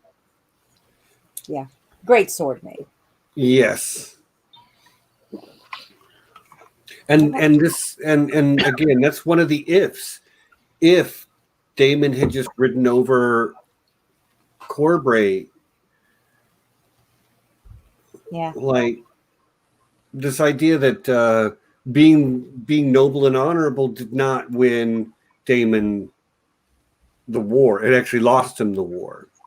Yeah. Which is part of why Sir Eustis is so salty over it. Because as he says, you know, the argument for Daemon was the better man, like, I don't know if I agree with it, but I certainly understand where the origin of that argument.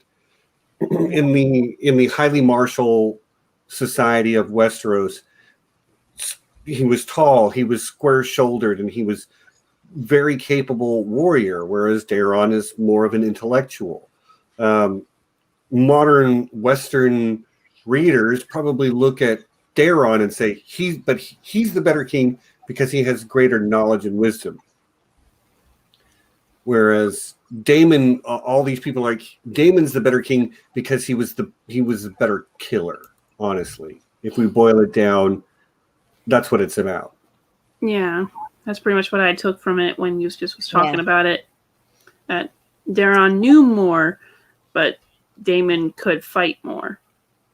And he was very chivalrous in his fighting, as depicted by the fight with Corbray. Again, all indications are that Daemon was a good and decent man too. I mean, as far as like being highborn in Westeros, you know, that brings with it certain privileges and whatnot. But all indications are he was a decent guy, but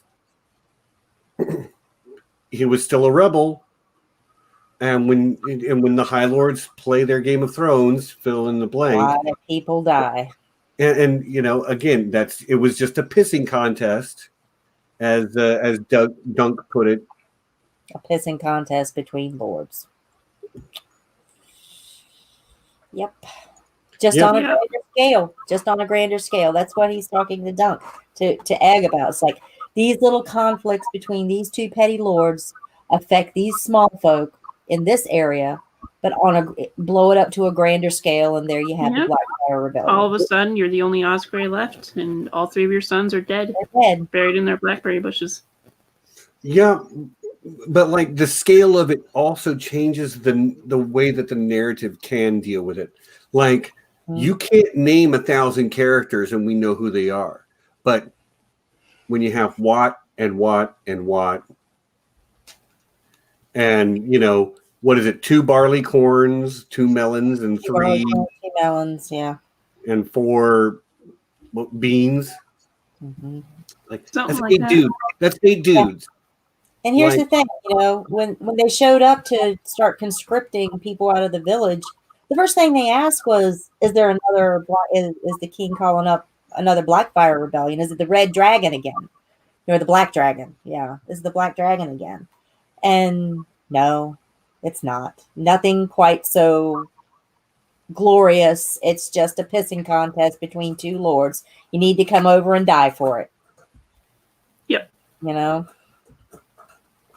Actually, on a decent mention of Barleycorn, I want to mention that yet another very minor character we get in A Dance of Dragons is there's a Night's Watchman called Tom Barleycorn.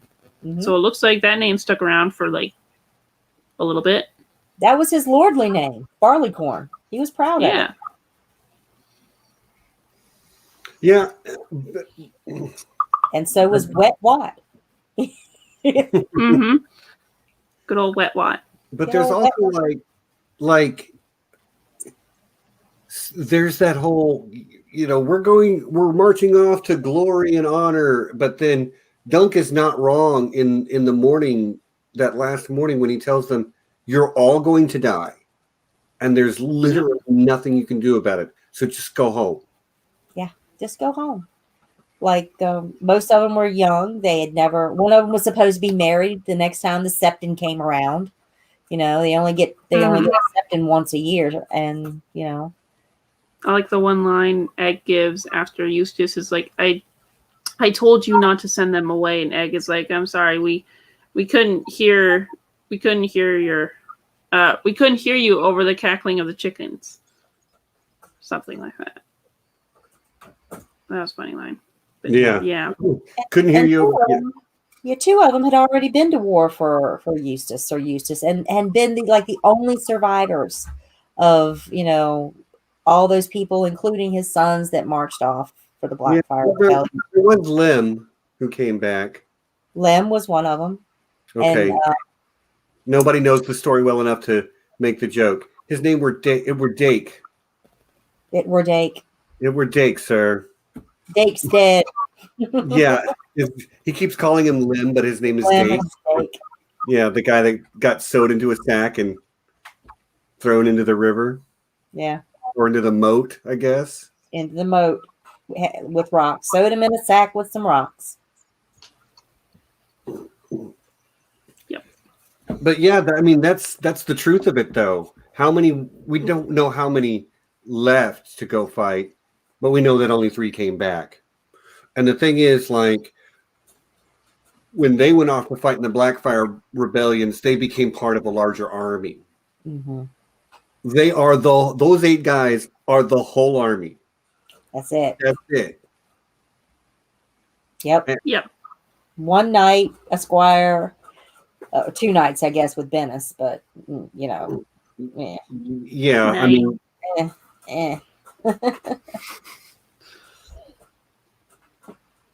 And maybe Sir Eustis. Maybe. I'm not even sure if he can do much, but I don't know. Especially he would probably die fighting. He would die. He would try. He would. Yeah, and that would. I think that's what he intended when he finally rode forth. I think that's what he intended. His last little, the old men and the going out. Yeah, he sees it as his ride out with me moment. Speaking of Rohan, it's his riding out of Helm's Deep, essentially. I don't think he expects to. Where was Rowan when the dam was built? Where was Rowan when Watts Wood burned? When Watts Wood burned, Rohan was asleep in her bed, surrounded by her ladies in waiting. But I also like how Rohan has the best horses. Absolutely, known for it. Mm-hmm. But doesn't want a horse. No, he could probably name it. And he would think of her. I'd have taken the horse. He should have took the horse. Yeah, he should have taken it. Yeah, give Thunder a break, man. Thunder's getting a little long in the tooth. Well, and Thunder's a war horse, Let him. You just know that Thunder was just staring at him the whole time after that. Right? Thunder's like, hey, I see you eyeing that horse over there.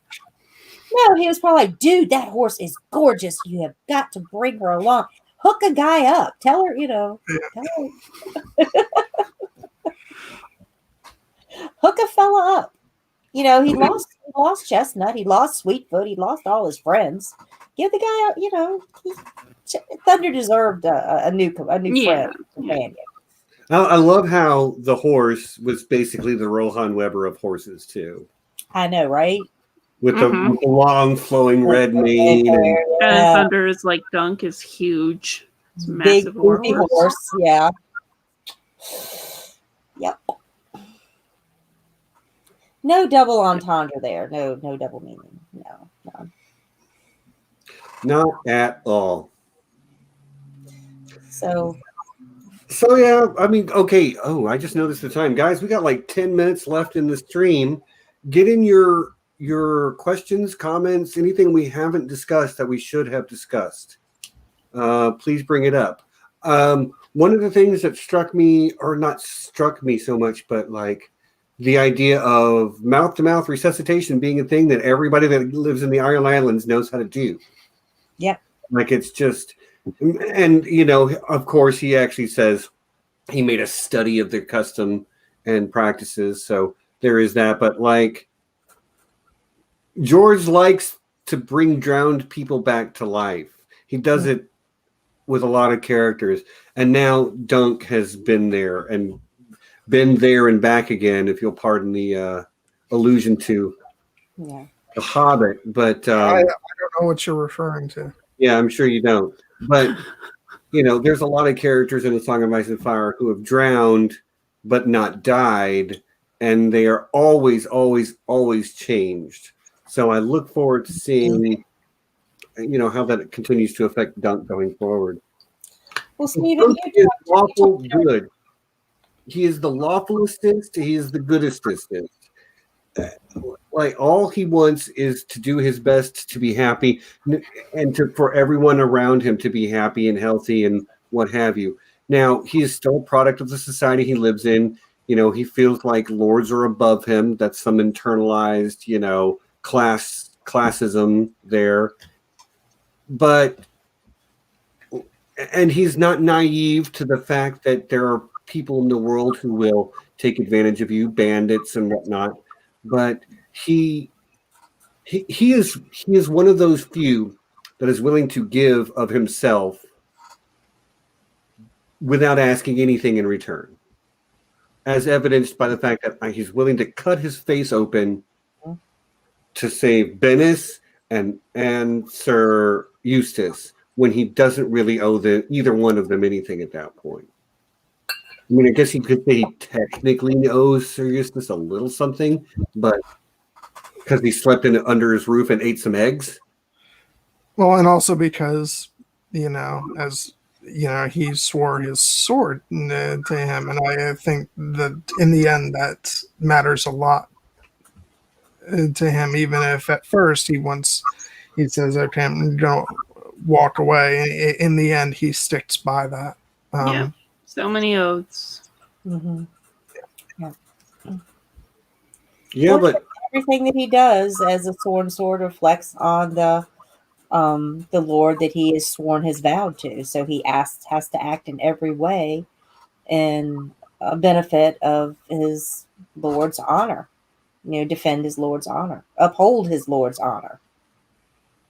So, yeah, whether he likes the guy or not. Whether he likes the guy or not. Yep. So, final thoughts. Good story. Better than the Hedge Knight. John, Micah, better than the Hedge Knight. Yeah, I and that's not to say anything negative about the Hedge Knight. Yeah, I think it might be better than the Hedge Knight. Because I really enjoyed the Hedge Knight, but I think I like this better, and I might even love the story. I'm looking forward to going back to rereading it. And as a result, I'm very excited about eventually getting to the Mystery Knight. I'm just, again, going to try and not to jump into it too quickly, because I do want to leave a little bit for me to discover later on. We covered the Hedge Knight like 6 months ago. So really? maybe, yeah, it was April. What's April? I looked. Did we have an April this year? Yeah. Wait, I remember. Last April was 84 years ago. Yeah. Yeah, April. Yeah, like as you said, like. You were supposed to go to Ice and Fire and didn't. Yeah. First time. Yeah, well, anyway, long and short of it is, it's been 6 months, so maybe 6 months from now we'll get to the Sworn Sword. That's how it seems to be going right now. Mystery Knight. Oh yeah, I'm sorry, the Mystery Knight. Maybe we'll get back to this one because we'll have forgotten it in 6 months. Well, I think this one of the three that we have is like a perfect balance between talking about the duties of a knight and the honor and what makes a great knight, as well as balancing it against politics, which is very interesting. That intricacies between the lords when they're playing their games. So I think it's a pretty good balance between knightly values and the duties that they have to uphold to this lord or that lord. So, and Dunk doesn't. Hey, he manages to walk the line. Yeah, without persuading. What really elevates Sworn Sword is actually what happens in the Hedge Knight plays a huge toll on Dunk's mindset in Sworn Sword, and from that we get a lot more internal struggle. Yeah, you get to see the way that a year and a half later it's still weighing on him. Yeah. Just I guess my closing thoughts about this are really what I love so much about this story is that it made me come to really love Dunk as a character in a way that I don't think I necessarily did with the Hedge Knight, and also it introduced I think it's safe in saying this, probably one of my favorite characters in that George has come up with in Lady Rohan, because it just I hate saying strong female character because that's such a overused horrible phrase, but just the fact that she's someone you would underestimate, as Dunk does, because he doesn't even consider that that she's the one he's actually there to see, and she's such a force to be reckoned with. And I think that scene between her and Dunk, on the stream, is just we were talking about how it would be visualized in on a television series, but even the way it's written, it creates this visual image in your head, and I just like the fact that they're evenly matched. It's like he's trying to get a certain outcome, but she's also playing chess on sort of that same level of trying to maneuver things for an outcome that favors her as well. But there's this tender relationship that forms between them at the same time. And so, I really love this story. Yeah, I secretly think that she had hopes that Dunk would stay around a lot. Yeah, I think she really wanted that actually pretty bad. I think she was like, why don't you stay? Sir Eustis ain't going to last that long. He's already old. And then suddenly Eustises would get really tall. Yes. It's like Sir Eustis falls asleep real early. Don't worry. Yeah. Oh, man. I can tell it's been a long couple of weeks for me. I just had a big yawn. You people are bored. You guys are boring. I know. Yeah. I'm very boring. Fortunately, we had a good topic to keep me awake. Otherwise, I would have just dozed off long ago. So it is officially 8 o'clock Eastern time. I don't really know that I have much else to say about this particular story. I love Dunk. I really, really like Egg. Micah's okay. I'm very okay. Yeah. Last thoughts. Nessie, John, Micah, any of you last thoughts? Anything you want to say? Just can't wait for this series. Can't wait for more in this series. I just can't. If I could get anything, it would be more Dunk and Egg. If I had to choose. I'm with you. To get. Yeah. And I can't wait to do the mystery night with you guys, maybe in another 6 months. Yeah, that's the thing. I'm happy that I actually do still have more Dunk and Ed still to discover. Of course, I'm just going to be pissed off when I finish up with the next one, but then it'll just be one more thing I'm waiting on from George. I know Potter is making a joke, but there seriously is a Kermit Tully. Yes. There's a Kermit Tully, Peadar.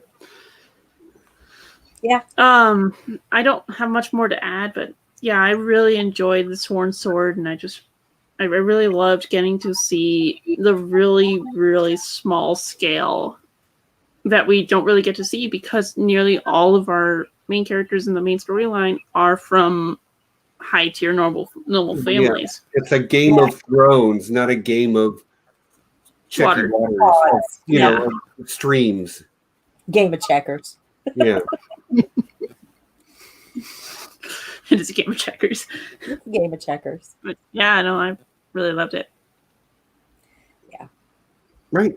Well, that being said, I guess we'll wrap up. I will start by saying to everyone who joined us live in the chat, thanks so much.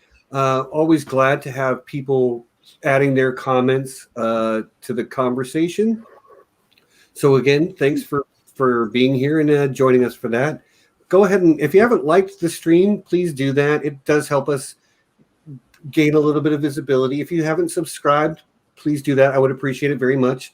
And if you are subscribed, then you can come back next week and you'll get a notification in your, on your homepage there on YouTube, because we will be talking about some Lord of the Rings and Dungeons and Dragons stuff. I don't exactly know how to describe it, but we will be looking at the influences that Lord of the Rings had on Dungeons and Dragons, and then looking back, trying to look at Lord of the Rings as if it were a game of Dungeons and Dragons. I might try to give stats to Legolas and Gimli and decide what alignment different characters are. Anyway, that'll be a lot of fun. And that's going to be with myself, Pat Spanagel, Dan from Voice of Geekdom, John St. Baptiste, and maybe that guy, John. If I decide I like him. We'll talk about it. We'll talk about it later. John's okay. Yeah. Nessie, what do you got coming up? I've got some Celtic mythology and Arthurian work coming up. I'm gonna my first in the Arthurian series is going to be all about the questing beast.